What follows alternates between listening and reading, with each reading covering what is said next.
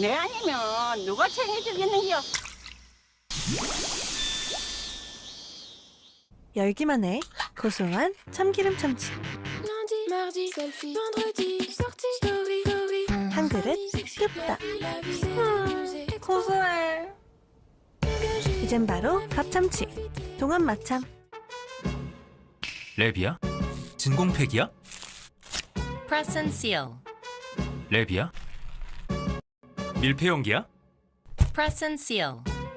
Magic Wrap. Glad.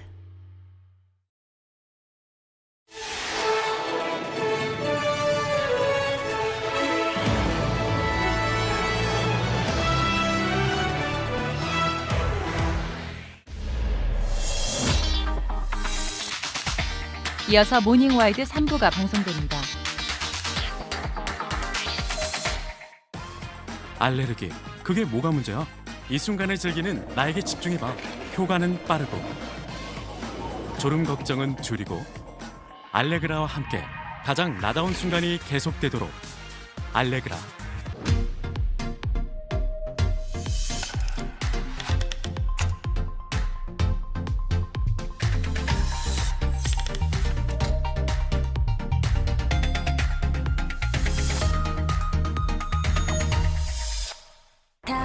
빨래를 빽빽하게 널면 냄새나. 다운이 실내 건조 플러스 1cm 간격으로 널어도 상쾌. 다운이.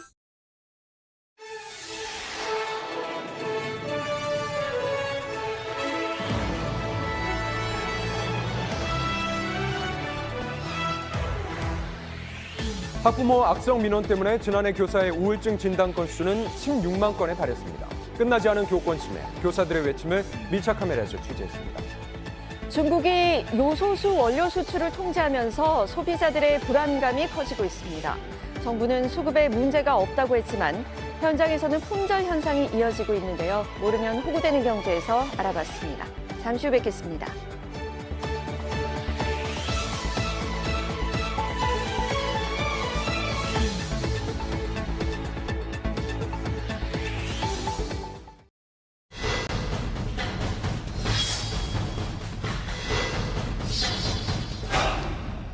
전기차 보급이 늘어나면서 급발진 의심 신고가 급증하고 있습니다. 하지만 이 차량 결함에 의한 급발진이 인정된 사례는 지금까지 한 건도 없었는데요.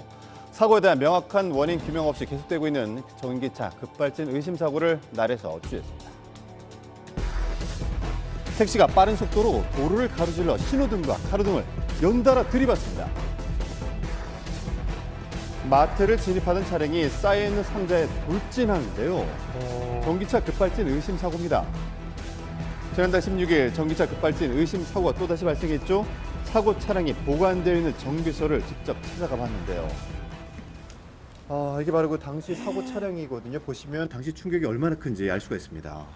차량 앞쪽은 형체를 알아볼 수도 없게 심하게 파손됐습니다. 폐차 이 수준. 정도 충격이면 한 100km 이상 정도의 추돌이라고 봐야 되죠. 이 바닥에 고전화 배터리가 있는데 고전화 배터리 팩까지 휘어질 정도예요. 사고가 발생했던 현장을 찾아가 봤습니다.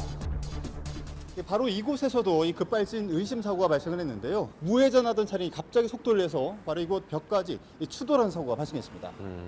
운전자에게 당시 상황을 들을 수 있었습니다. 내가 어떻게 감당이 안 될 정도로 성능이 갑자기요? 난 거죠. 참 무섭다. 있는 힘껏 브레이크를 밟았는데도 동승했던 사람이 저희 부인인데 사망을 했다니까요. 사고로 다리 부상과 함께 손가락 일부는 영구적 장애가 생길 수도 있다고요. 당시 잔해가 좀 남아 있어요. 급발진 규명을 위해서 차량 정밀 검사를 의뢰했습니다. 브레이크 등이 안 들어왔다고 얘기를 하더라고. 운전을 하루 이틀 한 것도 아니고 저는 급발진이라고 지금 완전히 주장을 하는 거예요. 제가 꺾을 때 요거 5km도 안 되지. 바짝 꺾어야 되는데 여기가 넓은 길이 아니지 않습니까? 여기가. 정비사는 최근 전기차 보급량이 늘면서 급발진 의심 수리가 늘었다고 합니다. 골프발진 사고를 주장하셔서 이제 들어온 차량들도 있었는데 1년 주행을 따지면 그때 내연기관 차는 한두 대 정도? 근데 전기차 같은 경우는 한 10대 정도? 전문가는 전기차 급발진 의심 신고 증가세를 주목해야 한다고 말합니다. 최근의 흐름 자체는 이 전기차가 50만 대뿐이 보급이 안 돼 있습니다. 국내 내연기관차는 2,550만 대거든요. 이것에 비해서 절대적으로 적은 전기차인데도 불구하고 급발진에 대한 신고 또는 그런 영상들이 너무 많이 올라오기 시작을 했다는 거죠. 지난해 8월 기준 국내 전기차는 약 33만 대로 3년 사이 3배가량 증가했습니다. 많이 늘었죠. 네, 6년간 전기차 급발진 의심 신고는 28건으로 경유차와 비교해도 눈에 띄는 수치인데요. 하지만 현재까지 차량 결함에 의한 급발진 인정 사례는 없습니다. 전기차의 급발진 원인이 구동 방식에 있을 수 있다고 말하는 전문가. 연비라든가 출력이라든가 배출가스를 잡기 위해서 센서와 컴퓨터를 이제 장착을 하게 됐어요. 진동, 열, 습도에 따라서 오작동이 일어나는 거고 또 접촉 불량이 생기게 되면 그 시스템 자체가 문제가 생길 수도 있는 거고요. 이거 다 센서들이거든요. 지난해 7월 기준 전기 택시는 전체 택시 중 36%가량을 차지하고 있는데요. 지난해 1월 대전에서는 전기 택시가 상점으로 돌진한 급발진 의심 사고가 발생했습니다. 자, 운전자는 경찰 조사에서 차량 제동 장치가 말을 듣지 않았다면서 급발진을 주장을 했는데요. 급발진 사고는 기본적으로 교통사고이기 때문에 운전자가 자신의 무과실을 입증하지 못한다면 교통사고 처리 특례법에 따라 형사처벌 받습니다. 운전 미숙이 아닌 차량 결함이라는 것이 밝혀진다면 제조사나 정비업체에게 그 책임이 돌아갑니다. 후진 중 갑자기 전봇대를 들이받는 사고. 사고 기록 장치 확인 결과 사고 당시 운전자는 가속 페달을 밟지 않았다는데요. 주차하다가 브레이크를 밟았는데도 그 전봇대하고 돌이 있었는데 그대로 받아버린 거예요. 운전자는 현재 급발진을 주장하면서 재판을 준비 중입니다. 명확한 증거가 없는 거죠. 기계라는 것은 고장이 났을 때 뜯어보고 확인해 보면 찾아낼 수 있는데 이 전자라는 건 신호로 가는 거잖아요. 눈에 보일 수가 없기 때문에 여태까지는 뭔가 소비자들이 이길 수 없었던 상황인 거죠. 어떻게 해야 돼요? 지난 목요일에는 운행 중이던 마을버스의 시동이 갑자기 꺼지는 사고도 있었습니다. 이곳에서도 사고가 있었는데 이번에는 마을버스입니다. 버스가 이 언덕을 올라 버스가 갑자기 멈춰서더니 뒤로 미끄러지면서 저 벽 쪽에 주차돼 있던 수용차를 들이받았습니다. 10여 미터를 밀려 내려가 주차된 차량을 추돌하고서야 멈춘 버스. 큰 소리가 나고 너무 크게 소리가 들려가고 그냥 버스 대고 뒤편에 앉은 분들은 좀 다치고. 전기차 급발진 의심 사고가 계속되는 사이 이번 사고 차량 역시 전기 버스였습니다. 운행을 하면서 이상함을 느꼈다는 동료 기사. 결함 때문에 그런 것 같은데. 전기차가 그대인데 차들이 불도도 많고 좀 그래요 지금. 국내 전기버스 대수는 6,600대가량으로 매년 추가 도입되고 있는데요. 때는 전기차 급발진 의심이 계속되는 가운데 대중교통에서 사고가 이어지고 있는 것입니다.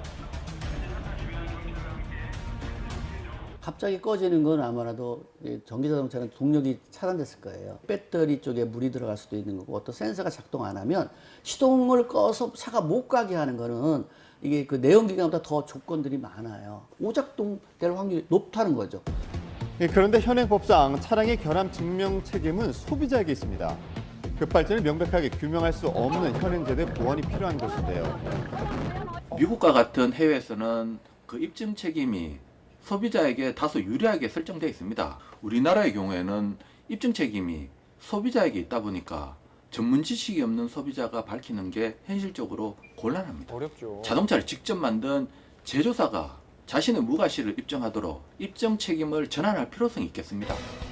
매년 증가하는 전기차 보급률만큼 급증하고 있는 전기차 급발진 의심 사고 원인 규명이 미뤄지는 사이 또 다른 피해가 계속되고 있습니다.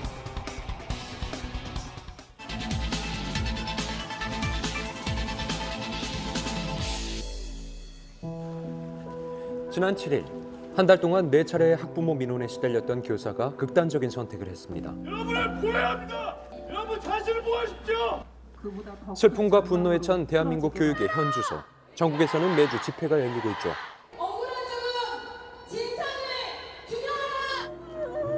끝나지 않은 교권 침해 속 교사들의 외침을 밀착 카메라 24시에서 취재했습니다. 지난 15일 대전의 한 초등학교. 악성 민원에 시달리다가 극단적인 선택을 했던 교사. 교내 추모 공간에는 2,000여 장의 쪽지가 벽면을 가득 채웠습니다.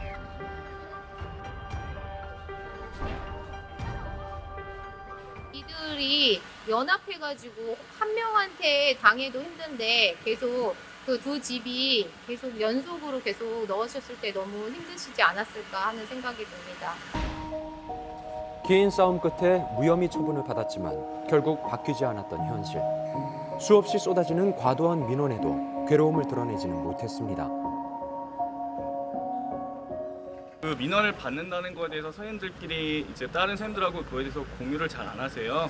왜 민원을 받게 되면은 사실상 이제 내가 문제가 많은 선생님인가라는 것에 대한 자책감에 가장 많이 빠지게 되고요.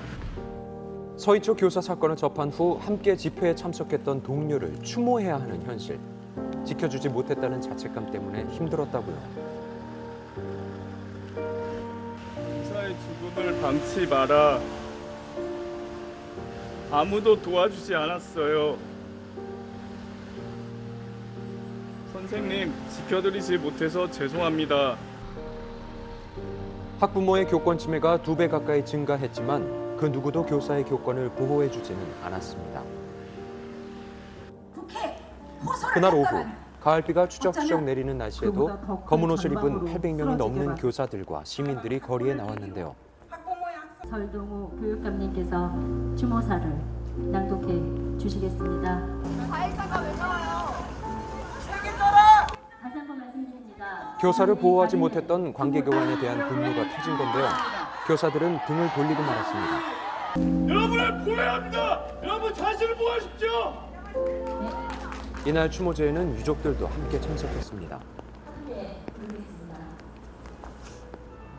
진상을 저도 좀 알게 되다 보니까 정말 이 정도였나 싶을 정도로 왜 가족들한테는 정말 10분의 1, 100분의 1도 얘기하지 않았을까 정말 원망스러움도 있고 그래서 지금 누나를 위해서라면 제가 할 수 있는 것은 뭐든지 할 것 같습니다. 고인이 세상을 등진 지 열흘, 철저한 진상규명이 이루어져야 한다고 말합니다. 누나 생전의 바람대로 모든 교사분들이 다시 희망적인 교단에 서게 되기를 간절히 바랍니다. 누나, 그곳에서는 더 이상 아무 걱정 없이 편히쉬길 바랄게. 다음 생에서 다시 만나자. 하늘도 고인을 애도하는 듯 비가 더욱 거칠게 내렸습니다. 추모의 발길은 계속해서 이어졌는데요. 안타까운 마음속 모두가 소망하는 한 가지, 이 아픔이 반복되지 않는 거겠죠. 같은 대전 교사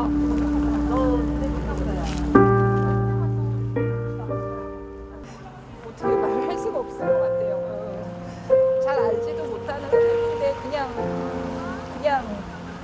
다 같이 그냥 다 그 같은 마음 아닐까 싶은데요. 매년 급증하는 교권 침해. 우울증 때문에 병원 진료를 받은 교사도 늘었습니다. 지난해 약 16만 건으로 최근 4년 사이에 2배 가까이 증가한 건데요. 제가 요즘 그 서희초 선생님 사건 이후로 마냥 제 작년 일이 많이 떠오르고 그래가지고 밤마다 울기도 많이 하고 주변에 선생님들 워낙 이런 일 많이 겪고 있다 보니까 지난해 8년 차였던 초등학교 교사. 학교 폭력 업무를 담당하면서 악성 민원에 시달려야 했습니다. 해당 학부모님께서 아침에 이제 5차례 전화를 1분 간격으로 하셨는데 이제 그때 너무 증상이 심해져가지고 긴장도도 굉장히 높아지고 제 자신을 계속 검열하게 되더라고요. 내가 이게 지금 이렇게 하면 또 민원 들어오지 않을까? 결국 약까지 복용했던 교사. 최근 교사들의 극단적인 선택이 이어지면서 교직 사회가 집단 우울증을 겪는다는 우려도 나오고 있습니다. 진짜 영원히 치유될 수 없는 그런 건가? 실질적인 변화가 없는 상황에서 계속 아이들을 만나야 되고 하다 보니까 또 예전 같은 그런 상황에 노출될 수 있다는 생각이 들어서 그런 부분들이 마음을 좀 힘들게 하나 봐요. 교권 침해 때문에 휴직계까지 냈던 교사는 2년 넘도록 교단으로 아직 돌아가지 못하고 있는데요. 한 학생이 휴대폰을 제 치마 안으로 이제 넣어서 거의 10초 넘게 음란 동영상을 촬영을 했어요. 교감 선생님께서 딱 한마디 하시더라고요. 치마 입지 말라고 하시더라고요. 학생들의 언어 폭력까지 있었다고요. 몰래 카메라를 찍고 SNS, 카톡으로 유포까지 했거든요. 10명 가까이. 그 다수 포함된 그 반의 수업을 제가 그냥 들어갔어요. 근데 너무 무섭더라고요. 분리 조치가 안 됐던 거예요. 휴직 후 다시 교단에 섰지만 또다시 반복됐던 교권 침해. 양마가 불법 촬영은 엄연한 범법 행위지만 소송부터 교권보호위원회까지 모두 교사 혼자 감당해야만 했습니다. 너무 많이 힘들어하고 그것 때문에 우울증이랑 공황장애도 너무 심하게 와가지고 저도 혼자 두기가 어려워서 지금 회사를 휴직을 한 상황입니다. 힘겨운 상황에 일상생활까지 마비될 정도인데요. 119 구급대원한테 전화가 왔어요. 응급실로 옮기고 있으니 빨리 와달라고 연락을 해가지고 모두 다 저 때문에 일어난 것 같다는 생각이 자꾸 들어요. 내가 못해서 그렇지. 아, 내가 치마를 입지 말았어야지. 이런 생각이 자꾸 드니까. 교육당국은 교사의 심리검사와 상담검사 등 지원 방안을 내놨지만 여전히 달라지지 않은 상황. 진짜 단 하나도 지원을 받은 게 없거든요. 그런 일을 당했는데도 불구하고 뭐 심리 상담 이런 거 하나도 받지 못했고, 뭐 교육청 차원에서의 사과, 뭐 학교 차원에서의 사과 이런 것조차도 받지 못했고. 지난 주말 여의도에는 2만 명이 넘는 교사들이 또다시 거리로 나왔습니다.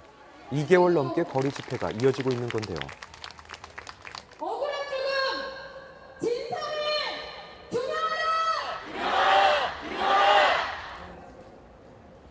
교권 회복을 위해 이른바 교권 4법 개정안을 조속히 처리하라며 집회를 연 거죠.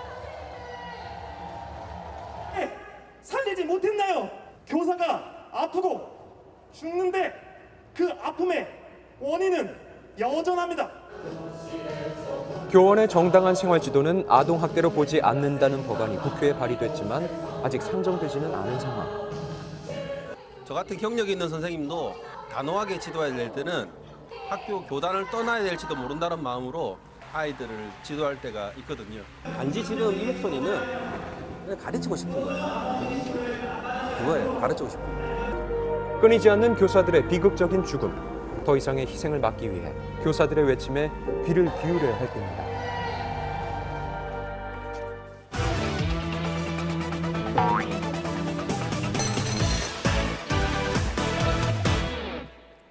내 집 마련 얼마나 힘든 걸까요? 26년치 월급을 모아야 한답니다. 우리나라에서 집을 사려면 26년치 월급을 꼬박 모아야 하는 것으로 나타났습니다. 소위 영끌을 하더라도 내 집 마련이 쉽지 않은 상황이라는 겁니다. 최근 한국은행 통화신용정책 보고서에 따르면 올해 국내 가계당 소득 대비 주택가격 배율이 26배로 월급을 26년간 한 푼도 쓰지 않고 모아야 서울에 집 한 채를 살 수 있다고 합니다. 우리보다 소득 대비 주택 가격 비율이 높은 나라는 80개국 중에 10개국뿐인데요. 1인당 국민소득이 비슷한 일본은 10.3배로 우리나라가 2배 이상 높습니다. 이 같은 상황에서 서울 강남과 강북의 집값 차이가 평균 16억 원으로 벌어진 것으로 조사됐습니다. 한 도시 내에서 이 같은 차이는 세계 최고 수준인데요. 강남의 집값 상승은 뚜렷하지만 강북 외곽 지역에서는 반등할 기미를 보이지 않으며 격차가 다시 벌어지고 있는 겁니다.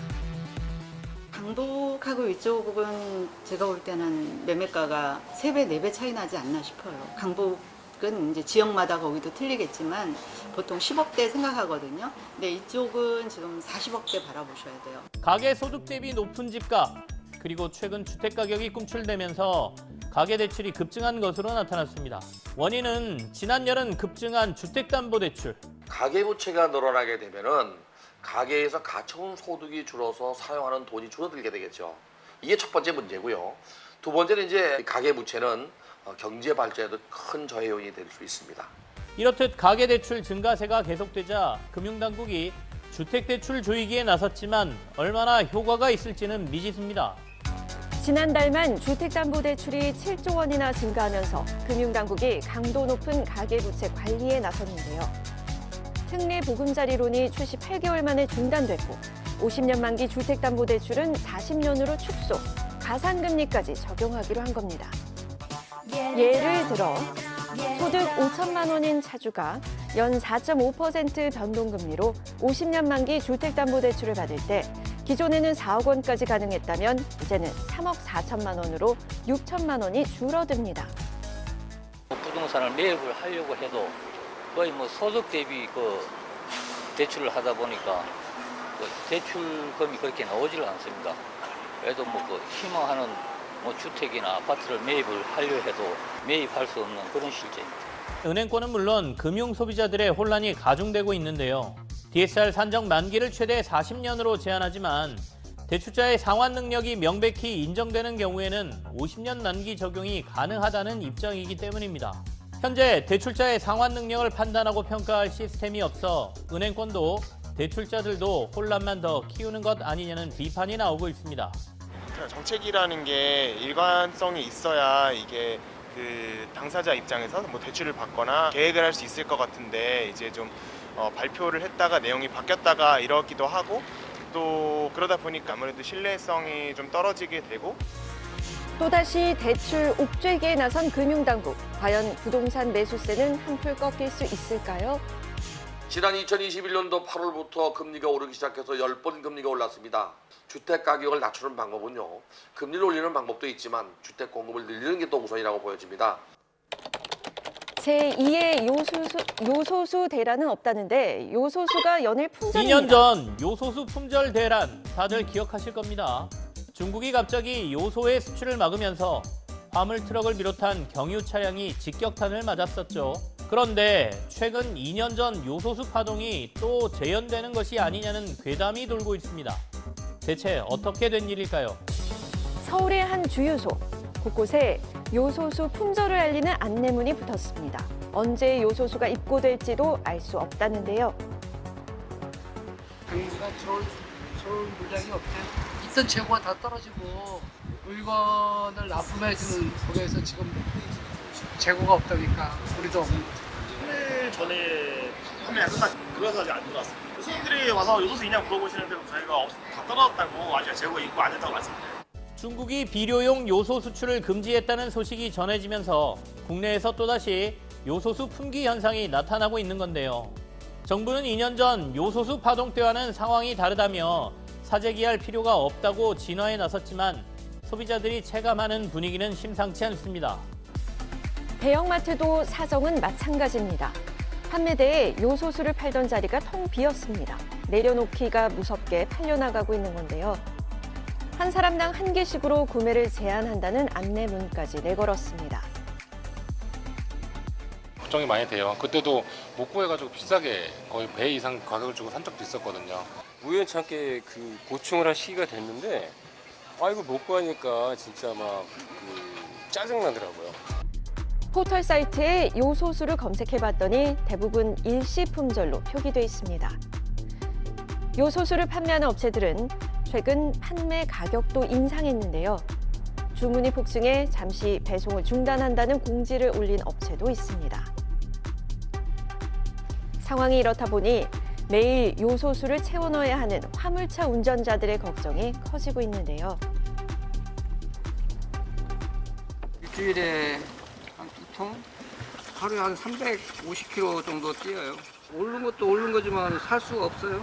사둔 거는 2통 사놨습니다. 2통. 또 전에같이 그런 짱이 할까 봐 불안하죠. 화물차 운행에 차질이 빚어질까 민감한 분위기. 요소수 품귀가 다시 벌어지면 화물차 운전자들은 생계를 위협받습니다. 소비자들의 동요에 정부는 급히 불끄기에 나섰습니다.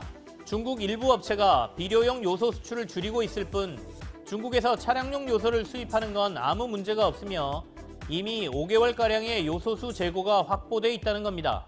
정부에선 문제가 없다는데 왜 이런 현상이 발생하는 걸까요? 불안 심리가 있을 수가 있습니다. 2년 전에 요소수 대란을 거쳤는데 정부가 충분히 양을 구했는지 그리고 이 충분한 양을 이제 다 구하기 쉽게 유통을 시킬 수 있는지 소비자들이 여기에 설득되지 않으면 계속 사재기 현상은 일어날 겁니다. 6만 5천 원으로 서울 대중교통을 무제한 이용할 수 있다고요? 한 달 교통비 얼마나 쓰십니까? 서울의 경우 올해 택시비와 시내버스 요금이 올랐고 이제 지하철 요금도 오를 예정인데요. 손에 쥐는 돈은 줄었는데 나가는 돈은 갈수록 많아지는 이때 한 달에 6만 5천 원만 내면 서울 지하철은 물론 시내버스와 마을버스, 공공자전거까지 무제한으로 이용할 수 있는 전용 교통카드가 나올 예정입니다. 바로 기후 동행카드입니다. 서울시의 대중교통을 무제한 이용할 수 있는 교통카드인데요. 내년 1월부터 시범 운영할 계획입니다. 현재 서울 시내 버스 요금은 1,500원, 지하철 요금은 1,400원인데요. 매일 대중교통으로 출퇴근을 하는 시민들은 한 달에 약 3,000원에서 3만 원 정도로 대중교통비를 절약할 수 있을 것으로 예상됩니다. 청년층 같은 경우에는 교통비 지출이 거의 많은 게 사실인데 아무래도 그 따릉이도 무제한으로 탈 수 있고 그런다면은 많이 도움이 되지 않을까 싶습니다. 전체적으로 했을 때 그렇게 비싼 비용이 아니기 때문에 6만 5천 원 정도면 이득이지 않을까요? 한 8, 9만 원 정도 사용해서 한 2만 원, 3만 원 정도 세이브 되는 것 같아요. 기후위기 대응과 고물가, 대중교통 요금 인상 등에 따른 가계 부담을 덜기 위해 서울시가 내놓은 교통대책 기후동행카드. 연간 13,000대가량의 승용차 이용이 줄고 연 32,000톤의 온실가스 감축 효과가 있을 것으로 내다보고 있습니다. 기후동행카드는 스마트폰 앱으로 이용할 수 있고 실물 카드는 3,000원으로 카드를 구매한 후 매달 6만 5천 원을 충전해서 쓰면 됩니다. 서울시의 교통 부담률을 보면은 2018년하고 지금하고 비교해 보면은 대중교통의 비중이 줄었습니다. 거기에 비해서 승용차 사용은 늘었어요. 교통 난 같은 것을 조금 해소하고 그러면은 배출가스를 줄이는데 도움이 되겠죠.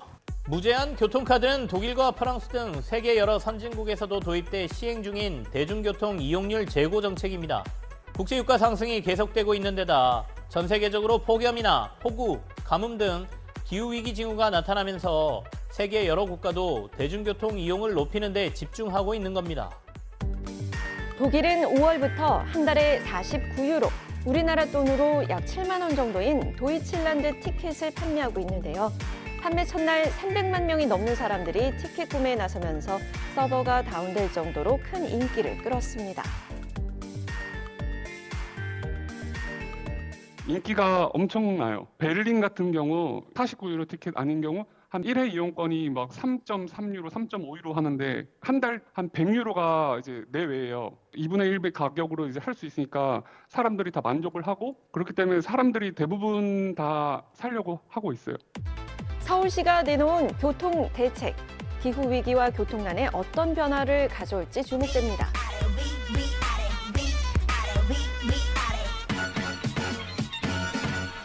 이번 주 업은 20대와 30대 대출 연체율이 크게 오르고 있다는 소식입니다. 금리가 가파르게 오르며 대출이자 부담이 급증한 가운데 2분기를 기준으로 주택담보대출의 평균 연체율이 0.6%인데 반해 20대는 1.4%에 달하고 20대 신용대출 연체율도 전체 평균인 0.21%를 훌쩍 넘는 0.44%로 나타났습니다. 소액대출 부문은 더 심각한데요. 연체자의 69.9%가 20대와 30대며 연체율도 20대의 경우 2.41%나 됩니다. 이번 주 다우는 주담대 금리의 기준이 되는 코픽스가 2달 연속 내렸다는 소식입니다. 코픽스가 내려간 만큼 주요 은행들도 코픽스 인하분을 반영해 변동형 대출금리의 소폭 인하를 예고한 상태입니다. 다만 은행들의 또 다른 자금 조달 수단인 금융채 등의 금리가 최근 강세를 보이고 있어 이런 대출 금리의 지속적인 인하 가능성은 낮다는 게 전문가들의 전망입니다. 네, 금융당국과 은행권이 가계대출을 억제하기 위해 나섰지만 증가세가 좀처럼 꺾이지 않고 있는데요. 가계대출 잔액이 이번 달에만 보름 사이 8천억 원이 넘게 늘었습니다. 네, 금융당국이 각 은행의 인력을 파견해 가계대출 현장 점검까지 벌이고 나서고 있지만 2년 만에 신용대출까지 반등할 조짐을 보이며 가계대출 위험이 고조되고 있습니다.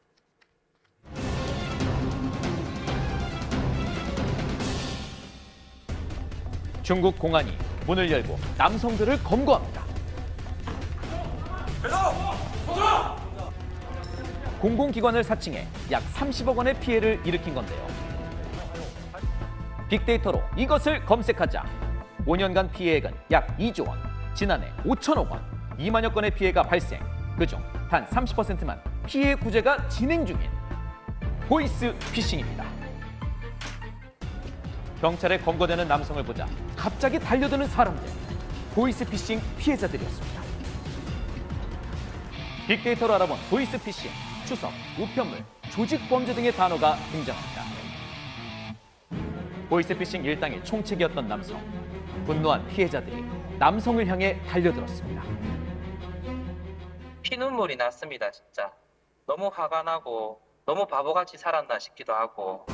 한 지자체 유통물류 업체로부터 걸려온 한 통의 전화에서 시작된 사건. 제가 직접 물류센터에 찾아가 보았습니다. 중소유통물류센터의 직인이 찍힌 계약서와 건물을 직접 사용하고 있고 실제 운영하고 있는 것처럼 보여서 처음에 믿고 거래를 시작하게 됐던 거죠. 지자체 관계자를 사칭한 보이스피싱이었는데요.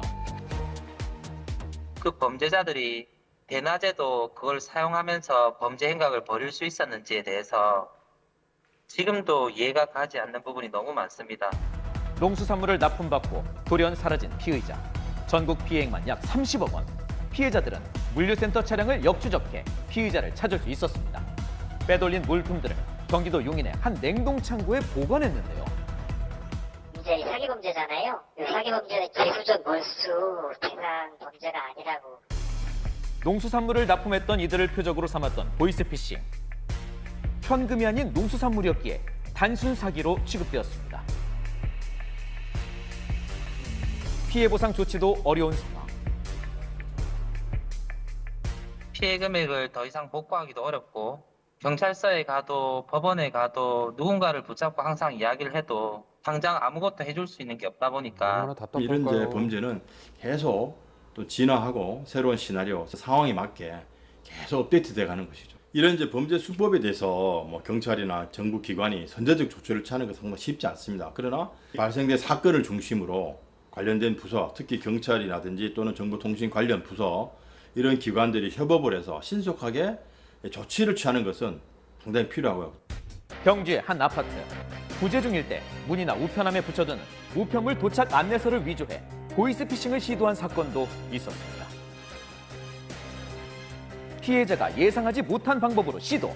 불특정 다수를 향한 범죄였기에 더욱 위험했습니다. 추석 택배 사기를 치는지 보면 누가 이거 붙여놓고 택배 찾아가세요 하면 누구든 이제 전화를 하거나 검색을 해보거나 링크를 누를 수밖에 없는 그 심리가 있거든요. 소위 말하는 레트로 범죄가 이제는 된 셈인데요. 피해 역시도 예전에는 1대1이었다면 1대 다가 되는 다수의 범죄가 발생하는 것이므로 거기에 대한 신속한 대응이 필요한 것이죠. 빅데이터로 알아본 보이스피싱, 메신저, AS 센터, 기업 사칭 등의 단어가 등장합니다. 하루가 다르게 진화하는 보이스피싱 수법. 최근엔 유명 가전제품의 AS 센터를 사칭했습니다.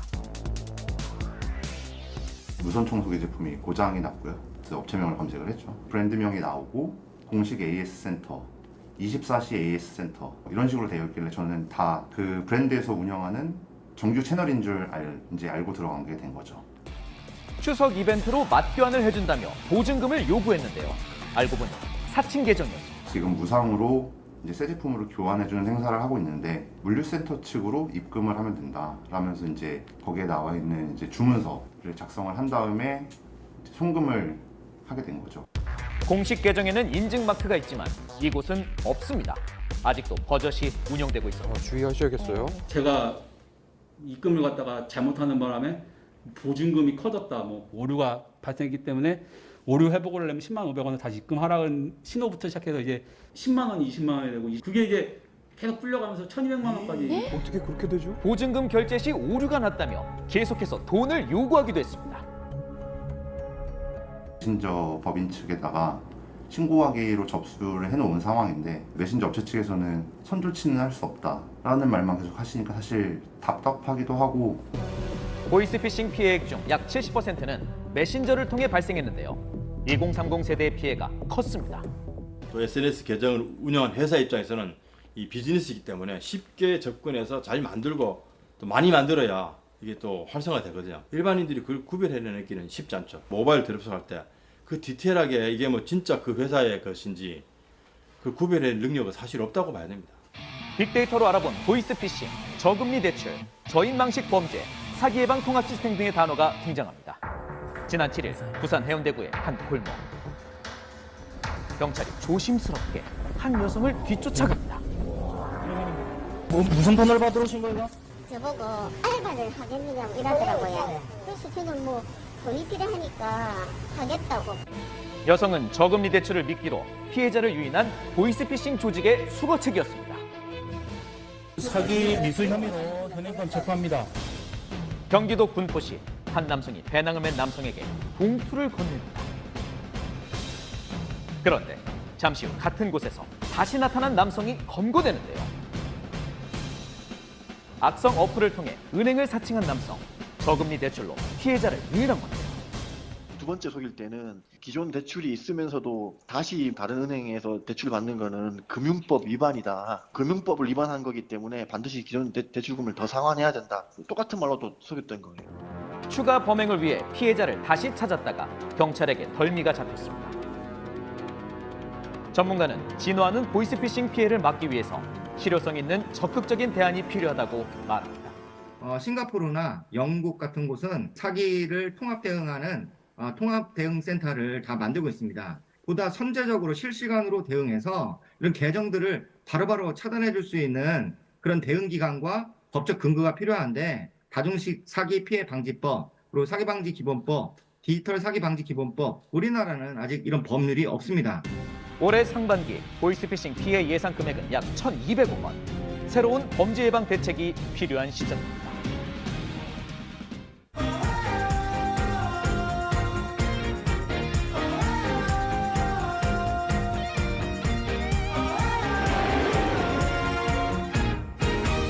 살라말라이쿰. 안녕하세요. 이곳은 이집트 다합입니다. 오늘 한 달 살기로 새롭게 만나볼 곳은 이집트 다합입니다. 청춘을 즐기는 전 세계 배낭 여행자들의 성지로 알려져 있죠. 자유로움이 빛나는 도시 다합으로 지금 떠나보겠습니다.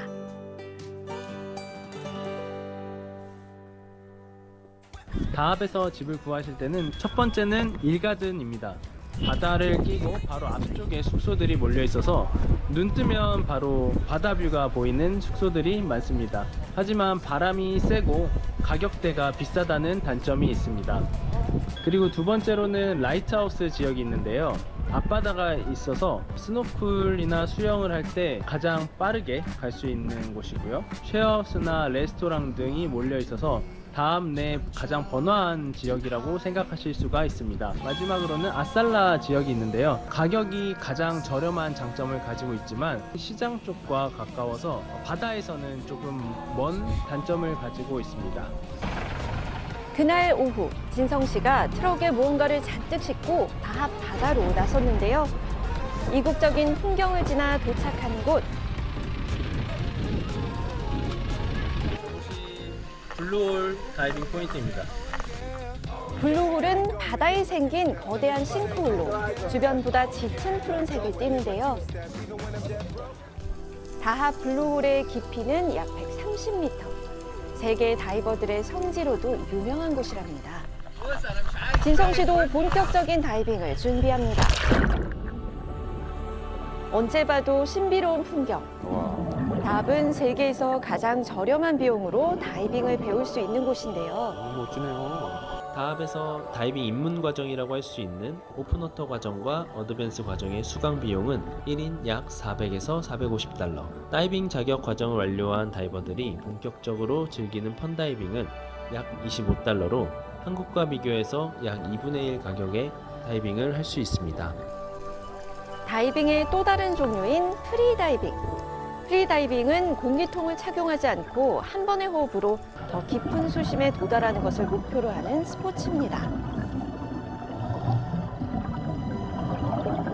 물속에서 숨을 참고 물고기를 보고 하는 게 좀 도전 같기도 하고 재밌습니다. 이만큼 자유로운 도시가 있을까? 뭐든지 다 내려놓고 살 수 있는 그게 제일 장점인 것 같아요.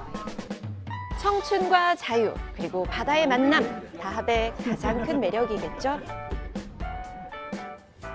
다이빙 후 출출해진 배를 채우기 위해 찾아간 식당.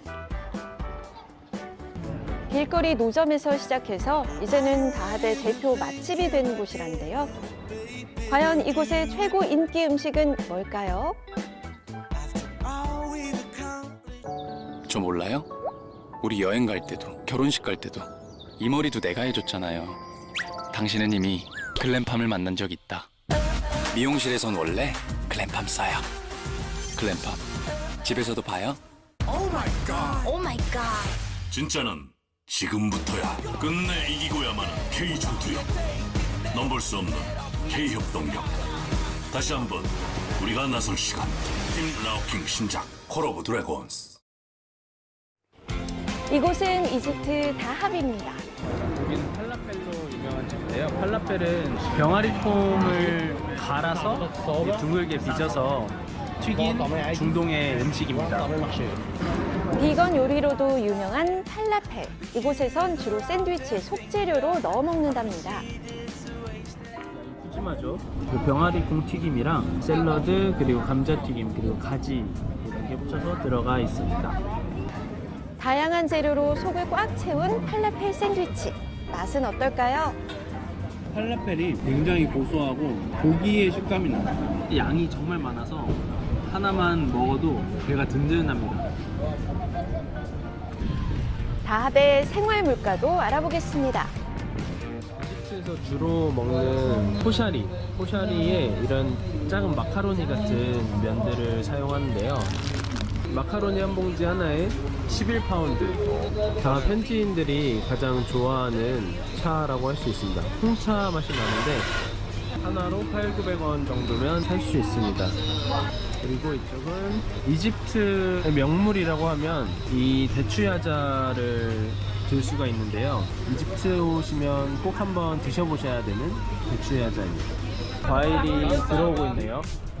Hello. 1 minute. Okay. 이렇게 매일 아침마다 신선한 과일들이 새로 들어옵니다.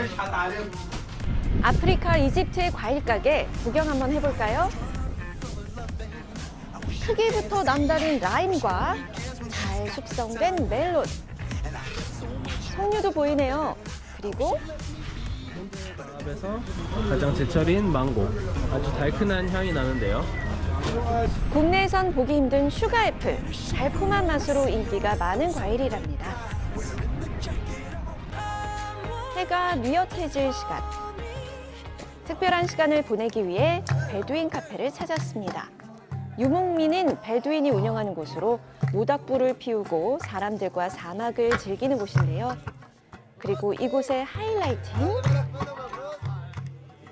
별이 가득한 밤하늘까지. 이국적인 풍경이 가득한 다합 한 달 살기. 예상 비용도 참고해 보시면 좋을 것 같고요. 지금까지 푸른 자유로움의 성지 이집트 다합이었습니다. 세계 최고 수준이라는 국내 고령화 속도. 2025년에는 65세 인구가 1,000만을 돌파한다고요. 그렇기에 요즘 시니어 건강관리에 관심이 더욱 높아지고 있는데요. 몸이 아플까 봐 걱정이에요. 지금도 자꾸 아프니까. 괜히 온몸이 괜히야. 힘이 없고 아파요. 힘들어요. 조금 면역력이 떨어지고 하는데 뭐 나이 탓이 조금 있겠죠? 아프지 않고 살다 죽는 게 제일 소망이죠. 가장 피하고 싶은 질병인 치매. 그러나 경도인지 장애는 매년 증가하고 있는데요. 노화로 인한 체력 관리와 치매 관리가 중요해지고 있습니다. 이때 나이보다 젊고 활기 있는 모습에 노래교실에서도 눈에 띄는 이분, 바로 김명숙 주부입니다. 노래 부르니까 너무나 좋아요. 기분이 좋아요.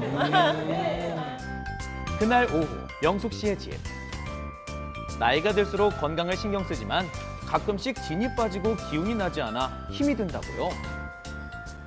제가 힘이 없고 정말 의욕이 없고 아무것도 하고 싶지 않고 한 해 한 해 나이를 먹으며 걱정되는 것이 바로 노화로 인한 변화인데요. 나이가 들면서요, 위장의 기운이 떨어지고 대장과 소장이 약해지게 되면 진액이 마르게 되는데요. 그렇게 되면 피부가 건조해지면서 눈이 뻑뻑해지며 관절의 통증이 발생하게 됩니다.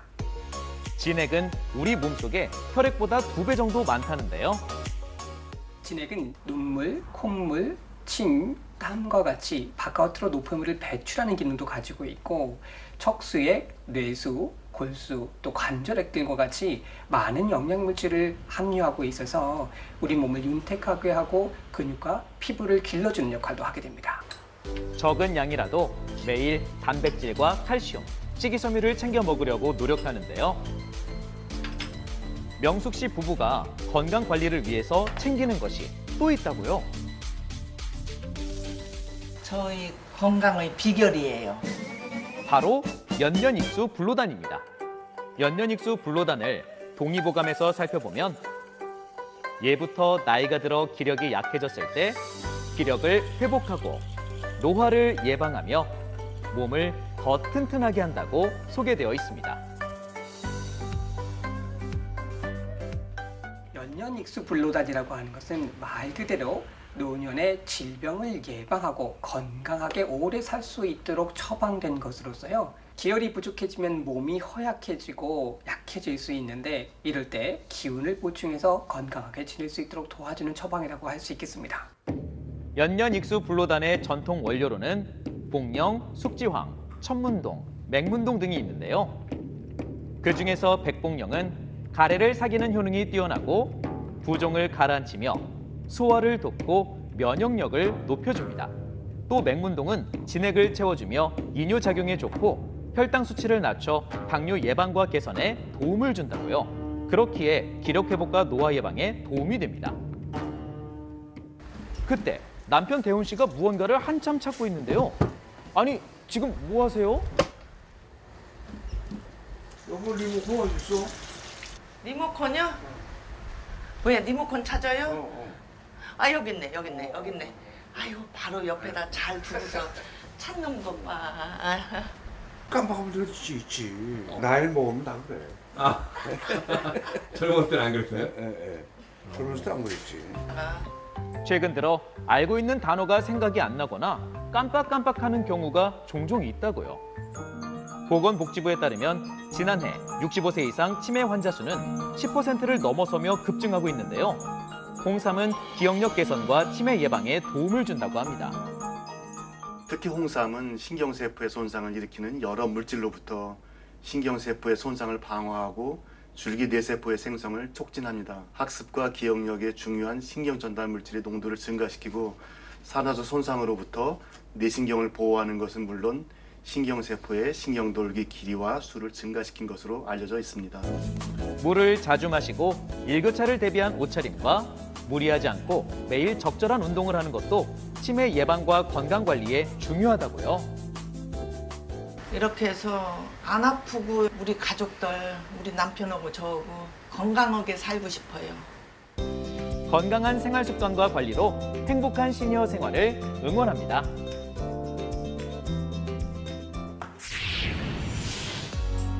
서울 시민들에게 나들이 명소로 유명한 노들섬. 주말이면 가족과 연인이 많이 찾는 이곳이 오늘따라 더 북적이는데요. 여기 노들섬도 예쁘니까 보러 왔다가 맛있는 거 많아 보여서 먹으러 왔습니다. 오늘 2023 서울 미식주간이 열렸습니다. 약 90개 부스의 소상인들이 참여했다고요. 사과나 멜론 등 지역 특산물로 만든 전통주간, 특히 인기라죠. 팥주를 많이 먹어본 적이 없는데 이번 기회에 많이 접하게 돼서 좋은 것 같아요. delicious. Try it. Very good. 외국인들의 입맛까지 사로잡았네요. 국제적인 미식 도시로서 서울의 위상을 높이고자 우리만의 매력이 있는 미식 경험을 발굴하여 세계에 알리고자 서울 미식주간을 준비했습니다. 전통주와 잘 어울리는 간식도 준비됐습니다. 우리 토종 호밀과 견과류 등 건강한 재료로 만든 스콘과 비스코티, 머핀인데요. 야외 테이블에서 이런 신선한 음식들을 먹으면 일상에 지쳐 잠들었던 입맛이 번쩍 깨어나는 기분이라고요.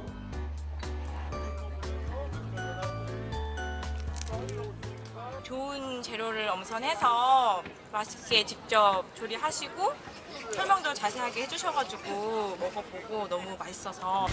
서울 전역에서 열리는 2023 서울 미식주간은 이번 금요일까지 진행되고요. 레스토랑 위크, 마켓 다이닝, 미식 투어, 시그니처 팝업 같은 다채로운 행사들이 준비되어 있습니다.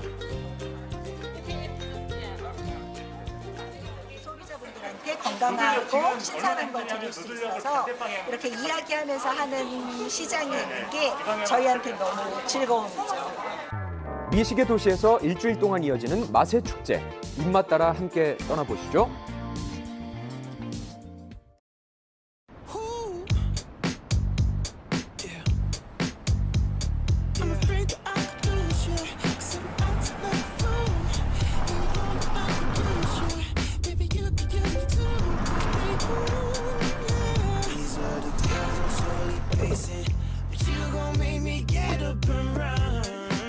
오늘 테일게이트 파티는 여기서. 일상과 일상 사이를 열다. 산타페.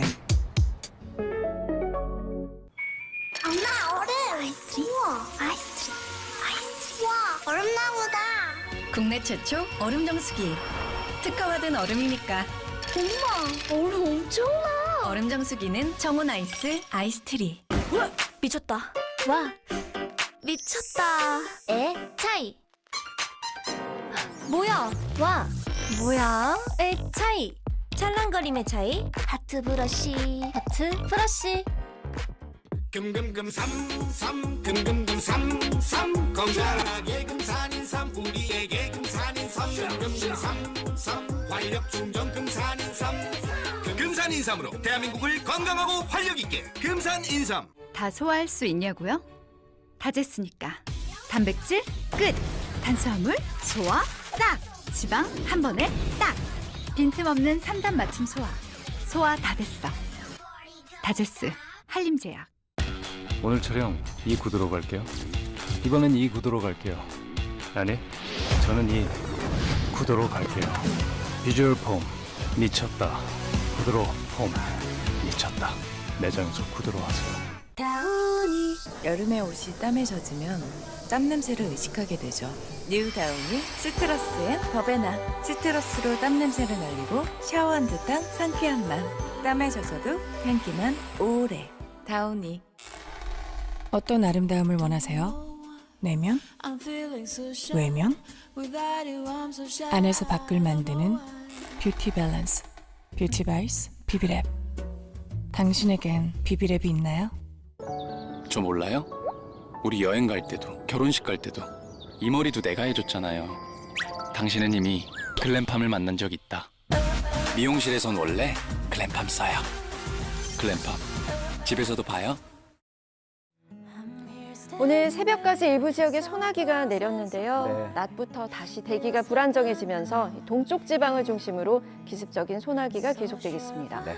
천둥, 번개와 돌풍도 유의하시기 바랍니다. 아침 기온은 서울을 비롯한 전국이 22도 안팎이겠고요. 낮 기온은 서울이 28도, 남부지방은 30도까지 올라서 덥겠습니다. 오늘 활기찬 한 주 시작하시고요. 저희는 내일 아침에 다시 인사드릴게요. 고맙습니다.